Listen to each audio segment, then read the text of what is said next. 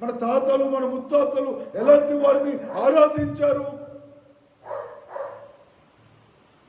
ఆలకించాలి. ఇప్పుడెవరు? క్రీస్తు యేసునందు ఉన్న వారికి ఏ శిక్షా విధి లేదు.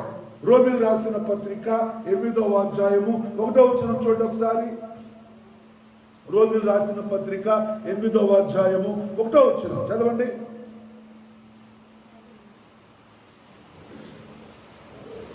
రోమీయులకు రాసిన పత్రిక 8వ అధ్యాయము 1వ వచనం. కాగా ఇప్పుడు క్రీస్తు యేసునందు ఉన్న వారికి ఏ శిక్షా విధి లేదు. అంటే